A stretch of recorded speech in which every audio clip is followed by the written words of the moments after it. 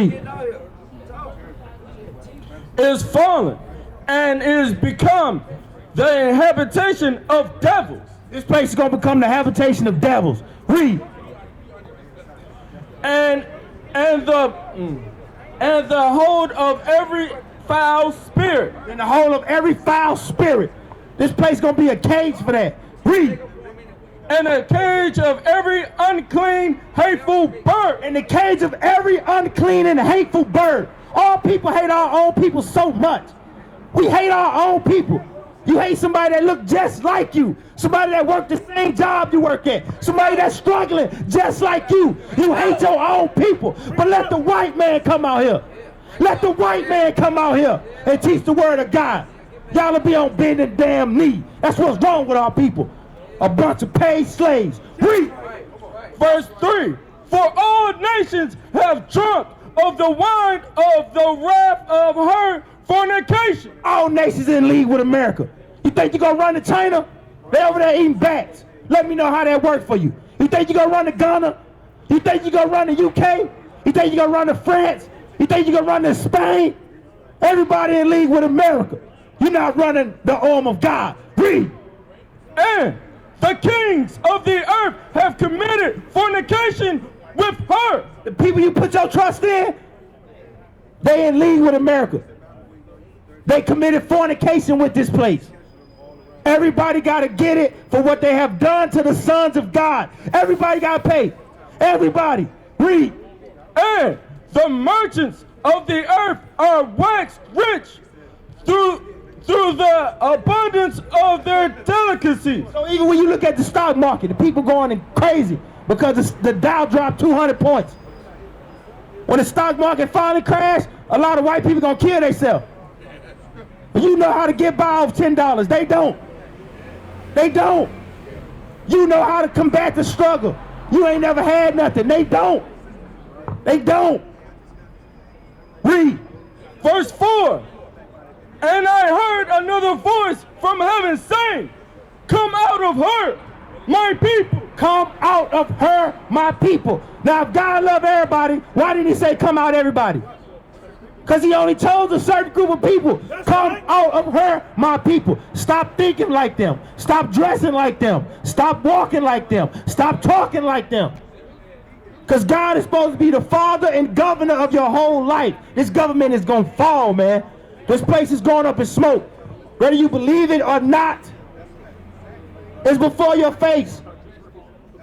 When you do some research on the COVID-19 virus or the coronavirus, it can be in you for at least 17 days before it shows the first sign of flu-like symptoms.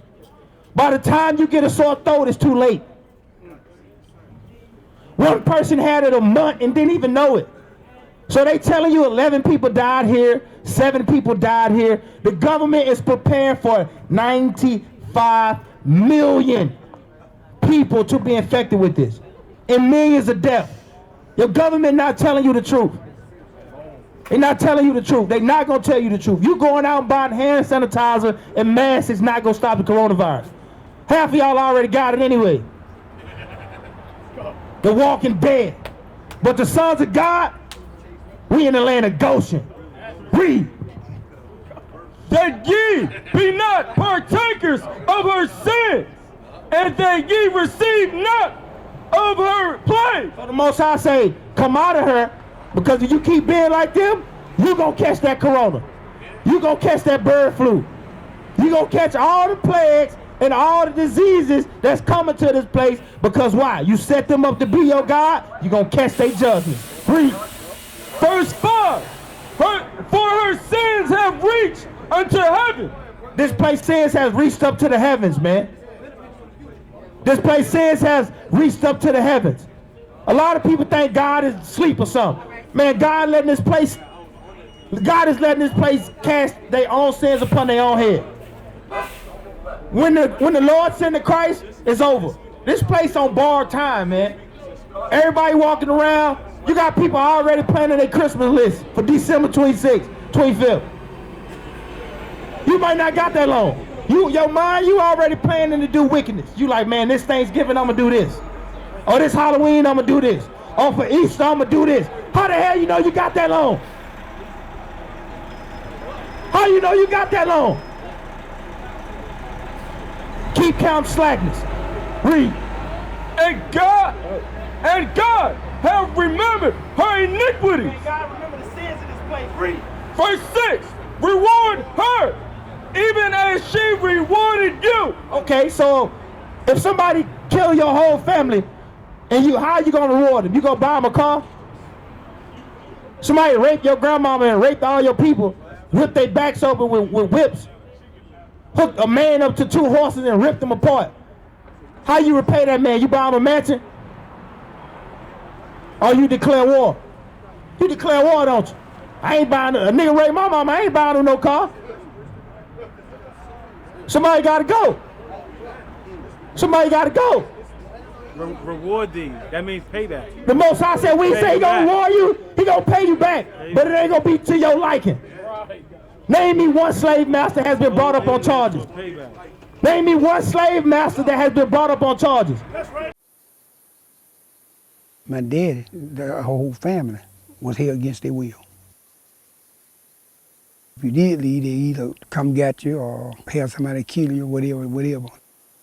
Jerry Dawson, he lived around the same place we lived on. He left, they went and got him, brought him back, carried him right down there from his house, killed him, hung him up in a tree, castorized him and hung him up right from his house where his children, everybody could see him. I'm pretty sure it's 55, 56 when this happened. Most of us think that the end of the Civil War in 1865 closed the chapter on slavery in the American South, but that's far from the truth. Over the next 100 years, generations of black Southerners were forced to labor against their will. This new form of slavery happened in the shadows of the first half of the 20th century, and even though the civil rights movement began advancing racial equality in the South in the 1950s, these practices continued secretly, making it a difficult history to prove. Today, there's one woman who's dedicated her life to finding this lost history of black identity. She's been called the slavery detective of the South.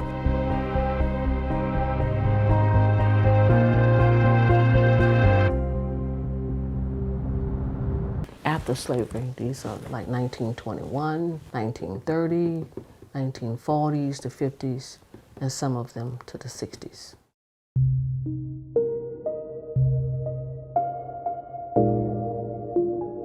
Antoinette's very first case was May Louise Miller, a woman who was held as a slave with her entire family in Mississippi until 1961.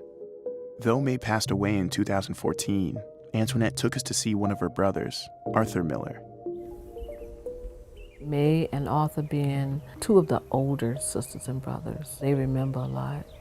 It took a long time before Arthur really opened up and talked.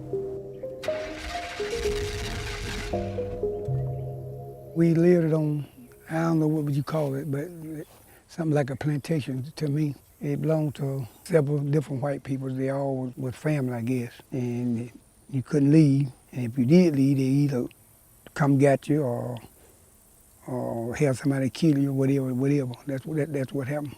They did my mama bad. What'd they do to your mother? They just had my mother, the white men. They just do what they wanted to do with them. And I just wasn't big enough to do nothing. If I would have been, I don't know, probably wouldn't be. And this was in the 1950s or 40s? That was on through the 40s, in the 50s, all through the 50s, and part of the 60s. So what would the repercussions be if you tried to leave or if you tried to refuse what they wanted? Back in them days, it was kind of like you had to do what the white man said or get killed. My daddy's uncle, he made him dig a grave and killed him. Kill him and buried him in his own grave. My daddy's uncle, he made him dig a grave and killed him. Kill him and buried him in his own grave. Jerry Dawson, they killed him. He lived around the same place we lived on. He left and said he wasn't coming back. They went and got him, brought him back, carried him right down there from his house, killed him. Hung him up in a tree. They hung him? They killed him first, castorized him and hung him up right from his house where his children, everybody could see him. They killed him first, castorized him and hung him up right from his house where his children, everybody could see him. Were you aware that this is 1940s, 1950s, that this is insane. Arthur, this breaks my heart to hear this story. Growing up, were you fully aware, this is in the 40s and 50s, you know, the civil rights movement is just about to begin. Were you aware of what was going on in the rest of the country at that time for black people pursuing freedom? No. You weren't aware at all that there was any pursuits for freedom in the 40s and 50s for us? No, not really. Not really, cause I think maybe like in 65, 66, when they was doing that marching. You know, that's when I really found out. Not one. But they reopened the case from 1987 where a brother shot somebody. Right. He dead and gone. Rick James been dead almost 10 years, and you got people coming out talking about Rick James raped them. Well, what about the so-called white man when he was raping all four mothers? John Cummings had the idea to turn this place into a museum of slavery and nothing else. There is no sugarcoating here, no watered down narrative, because we have come to a time where we have to be honest about everything, where we have to be direct and have a crude language, if necessary, about this mess. At its peak in the 1830s, the Whitney plantation had about 120 people enslaved here. They were squeezed into 22 small shacks across the grounds. Under Louisiana law, slaves were considered property and were bought and sold at auctions. The big house was where domestic slaves took care of tasks like cooking and cleaning. Many of these enslaved women were raped and impregnated by their owners, since it was not an option to refuse their advances. Records showed that the children of enslaved women had high mortality rates. A child died every year for 40 years on the Whitney plantation. This memorial is dedicated to all the children who died in slavery. We know that they contributed to the making of American culture and identity, and we know also that their descendants today are suffering much from the legacies of slavery. We need to have all the children of America educated about slavery, educated about Jim Crow, educated about racism, so that they can work for a better world. And don't get it twisted, they was raping men too. It's called buck breaking. Right, right. Talking about young buck. Man, that word means something. They was raping men too. And controlling the people. You had a ship full of African men, women, and children who were at the mercy of the captain and all the sailors on that crew. And those men could have sex with anybody they wanted to. The women, the children, and the men. You had to see 3 months tied down with these white men. There ain't no women there for the most part. When they start bringing women, they weren't even bringing women. They were bringing girls between the ages of 6 and 15 and raping them all. But they also were raping the men. Same things were happening on the plantation to demasculinize the black man. Control the slave population is to rape a father in front of his sons, or to take the biggest, baddest black man on the plantation and do something horrible to him, to completely humiliate and emasculate him so that people won't respect him anymore. And that still happens to this day. In the Caribbean, they had seasoning plantations, which were plantations used to break the slaves. And one plantation, or one place that had a lot of seasoning plantations, was Jamaica. And people have to wonder, what were they doing on these seasoning plantations that was worse than what was happening on the regular plantations? Well, one thing that they were doing on these plantations, especially in Jamaica, they were doing a process called buck breaking, where the white supremacist slave owner or the white supremacist overseer would literally rape black men in front of the whole black population in order to break his spirit, in order to break him down as a man, in order to show dominance against him, in order to show the rest of the black population that this is not your leader. I just made your leader submit to me sexually. And this happened a lot in Jamaica.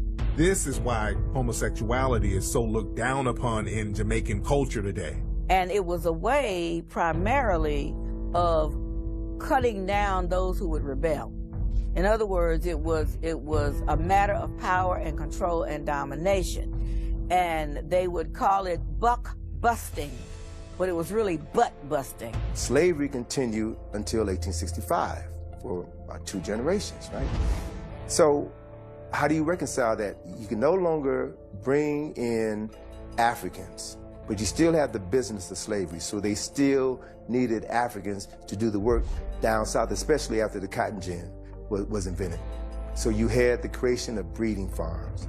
2 of the largest slave breeding farms in the United States were on the eastern shore of Maryland and right outside of Richmond, Virginia. They literally bred black people like cattle.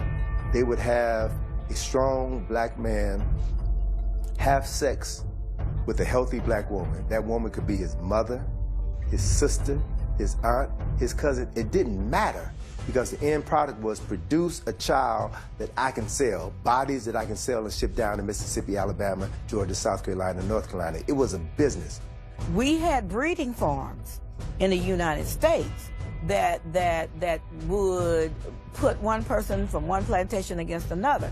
We even had a system where if you were a breeder, male on one plantation, and a female on another plantation, or even on the same plantation, even if you were mother and son, they would mate you.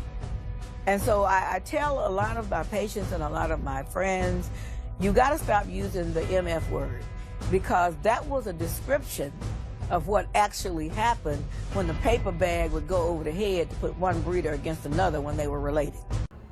The Bible said these people have been ever reputed as nothing. Why would you set nothing up to be your idol? That's why we have failed so far, because we looking at people we supposed to be ruling like they gods. Right. And the people that was getting whipped with you, raped with you, you look at them like they nothing. We got the same struggle. Bro, you know what it feel like to struggle? Me too.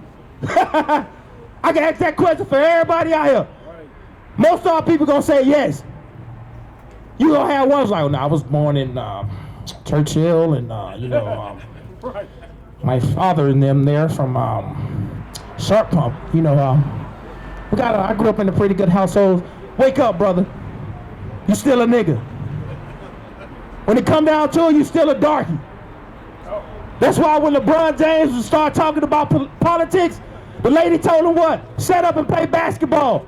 Good morning, guys. This was not a little one-on-one action. This lit up social media, and I mean fast. The tweets from all kinds of people flying. LeBron now making his move, firing back on whatever her name is. It's game on for LeBron James. We will definitely not shut up and dribble. King James responding to comments Fox News anchor Laura Ingraham made about him on her show. We're going to create a new banner. This is a Jump Doc alert. Laura Ingraham showcasing this video from The Uninterrupted featuring James and NBA star Kevin Durant.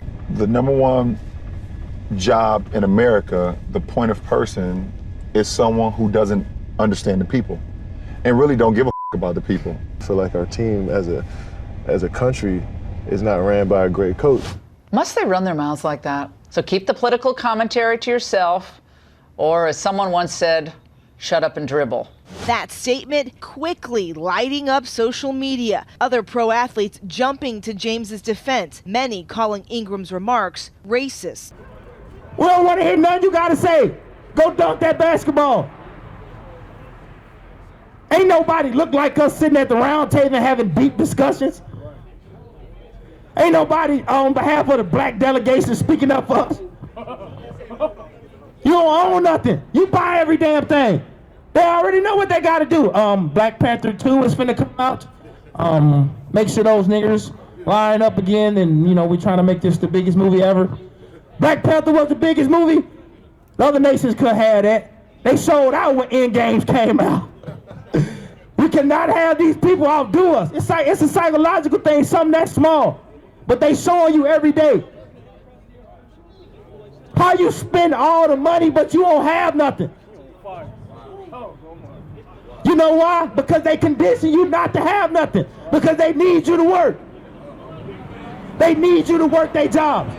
How many people just got their tax backs and blew it? We know a lot of people like that. That Gucci belt you bought, those Prada shoes you bought, that Fendi hat you bought, that could have been a snow cone stand. You know the summer coming. People love ice cream. Invest in something that's going to give you money. That Prada hat just going to get dirty. They're going to come out with a new one in the fall. How you doing, brother? My name is Manal. What's your name? Marquand. Give me Deuteronomy 28. Give me Deuteronomy 1:1. So when you look in the Bible, from Adam was put on earth all the way up until now, God only deal with a certain group of people. At one point in time, we was called the sons of God. Now we are called the Israelites because Jacob's name is changed to Israel.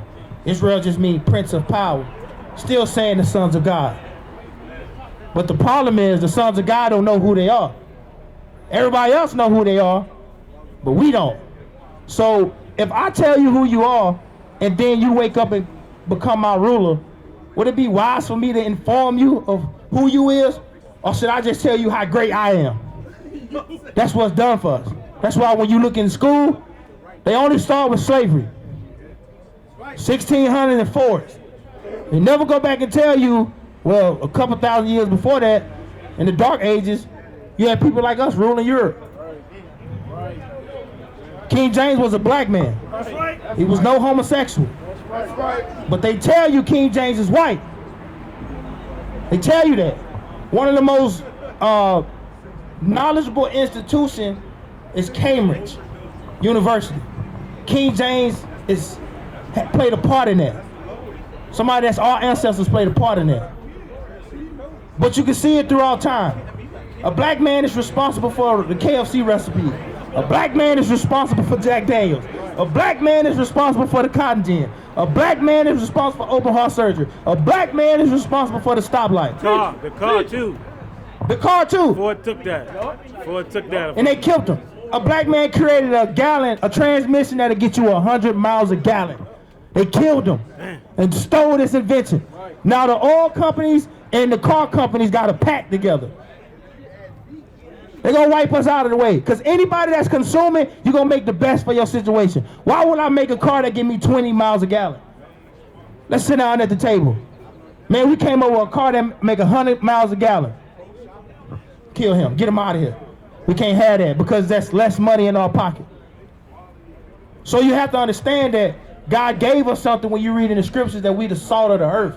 But if the salt has lost its savor, its flavor, Christ said, you are henceforth good for nothing and trodden underfoot. Are we being trodden underfoot today? Yes.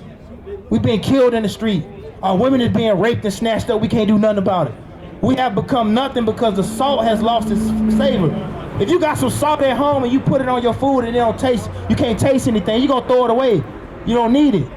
If we're not keeping in the commandments, we become just like everybody else. There's no separation. You a king, you a ruler. How you supposed to be a queen and you out here shaking your butt just like the regular women? When you ever seen Queen Elizabeth get on TV, turn around, pop it and drop it? Never. You're not gonna never see that. You're not gonna never see that. But all people claim to be so high on the totem pole, but we treat each other like trash. Deuteronomy 1:1. So when you're reading in the scriptures, Moses is talking to the Israelites. Read. The book of Deuteronomy, chapter 1 and verse 1. These be the words which Moses spake unto all Israel. He say, these be the words. Words have meaning. All people believe every other book on the face of the planet. A man will go pick up a Kama Sutra book and read the words and say, oh, now this book is going to teach me how to lay with my wife better. But when it comes to the Bible, all people do not trust that to govern their lives. That's why we such in disarray. This is a book of history. This is a book of conduct that's given to a certain group of people. The problem is everybody that don't have nothing to do with this book has clothed it to themselves and deemed it religion. Christianity tells you Christ is white. Look in the Bible, he's a dark-skinned man. That is a religion. The Bible is not a religious book. It was taken and used by religious people. That's right. What's your question? Right.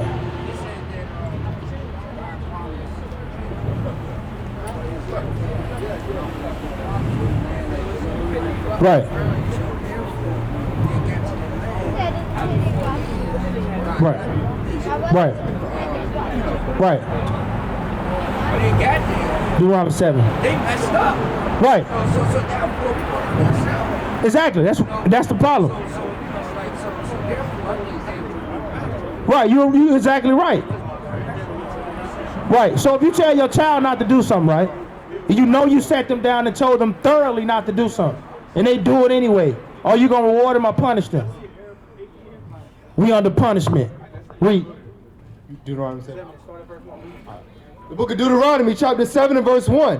When the Lord thy God shall bring thee into the land whither thee goest to possess it, and have cast out many nations before thee. So when you go into this land to possess this land, the land had already been ours from Genesis. The land of Canaan is the same land we've been had.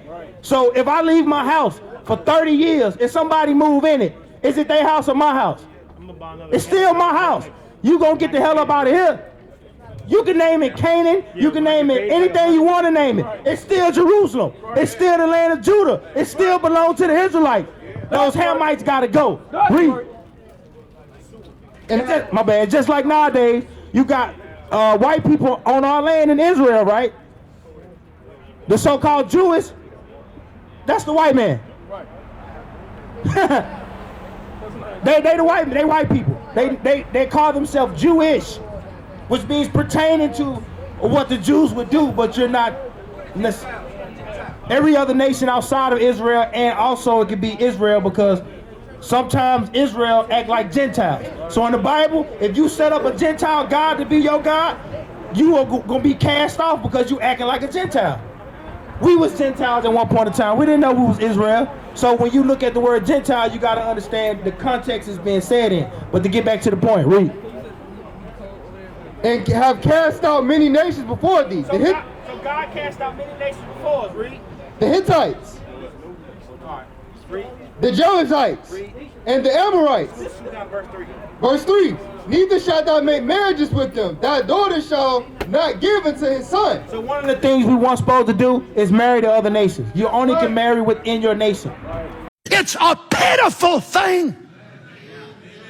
Not holy, not wonderful, and everybody should do it.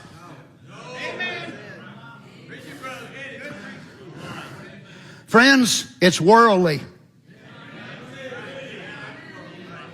Why is it so many black basketball stars, black football stars, black baseball stars want a white wife?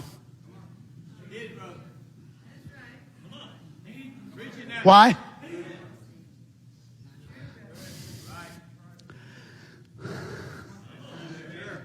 Lord have mercy.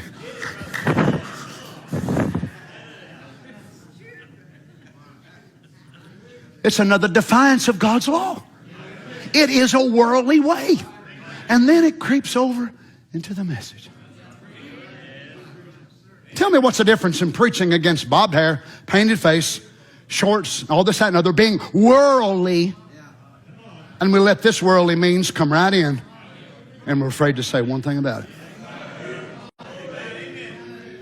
And let me tell you right up front, any of you young people, you want to marry a black man, you girls, don't ask me to do it, because I will not. I refuse. I cannot do it with a conscience toward God and look these quotes in the face. You white brothers, you find a black sister, you want to marry an African or whatever more, don't ask Brother Donnie. I'll quit church, suit yourself. I'd rather you quit than me get in trouble with God. Well, glory. Within the nation of Israel, all people, they broke their law. God is telling you that if you on the land, you on the promised land. Can you do anything you want to do in America? No. Why the hell people think they're gonna do whatever they want to do in God's chosen land? You gotta conduct yourself a certain way. How did we get over here? Oh, let's see. Can we find that in the Bible? 28:68. The book of Deuteronomy, chapter 28 and verse 68. And the Lord shall bring thee into Egypt again with ships. The Lord gonna bring you over here with ships. Read. By the way whereof I spake unto thee, thou shalt see it no more again. Has anybody out here been back to Jerusalem? Nope. No. The Most High said you won't go see it again. That's where we from. We have not been back collectively. You might got a superstar go back every once in a while, but collectively as a nation, we have not been back to our homeland. Read. And there, read. Ye shall be sold unto your enemies. Shall be sold to your enemies. We were sold to our enemies, not friends. You can go to Fredericksburg and they still got auction blocks down there. You can go down there to Saco Bottom and they got plaques where our people stood on those streets being sold. Right on the same street, people lined up to go to the fishbowl. Your black behind was being sold right there as slaves. Now you walk right past it and go into the club and destroy yourself. Read. For bondman, for slave man, read. And bondwoman, and slave woman, read. And no man shall buy you. When you read in our laws, if one of our brothers fall on hard times, you will let your brother come stay with you and work for you till he work it off. Or somebody can come and say, hey, my cousin, he worked for you. I came into some money. I'm gonna pay you off. I'm gonna redeem him. That's a righteous thing. That means I care about your well-being. Let me pay you what he owe you to make sure that you can still take care of your family and now he can get back to his. That's a righteous thing. But when we came to this slavery, name somebody that came and got us. Name one African that came and got us. Eddie Griffin say not one African in a canoe and show you that we not Africans. Because Africans, when they go to the UN, they got a spot at that table. When they have these G-Summit meetings and they have meetings about the world, you got Africans there to represent somebody. You don't got nobody look like us. Just because people are the same hue of color don't mean they the same people. Call it Japanese or Chinese and see what happens. When you look at Japanese names, their names be like Mitsubishi and Yokimitsu. When you look at China, they be like Ming and Hong and Li. It's a difference. Hibachi. China buffet. It's a difference in the name. Right. It's a difference. But our people don't pay close attention up to the small details. Because we so busy worried about paying dominion. So busy paying rent. As the scripture say, you too busy making straw and brick. Keep them oppressed with hard bondage. Because if these niggas ever wake up and realize who they is, it's going to be a problem. Well, guess what? It's starting to become a problem. Because we waking up. Man, you're a son of God, man. It's disrespectful for somebody to call you a black man. It is disrespectful for somebody to call you a nigga. It is disrespectful for somebody to call you an African American. It's like calling somebody a bee. God said you are Israelite. Anything else is uncivilized outside of that. And that's what our people got to get back to their mind frame. Black people, we ought to be like, you just looking around, huh? You know, black people out here. How come we can stand up and say, I'm the realest nigga in the room? I'm the realest nigga out here. I run these streets. Hey, brother, who put us into slavery? The white man. Right, exactly. I kill every nigga in here. Hey, bro. Hey, who whipped the skin off our backs and raped our women? Man, come on, man. Come on, you know who did it. The Europeans. Niggas get real politically correct then. Hey, somebody get that man a flyer. Remember that, brother. You're an Israelite. You're an Israelite, man. Remember that.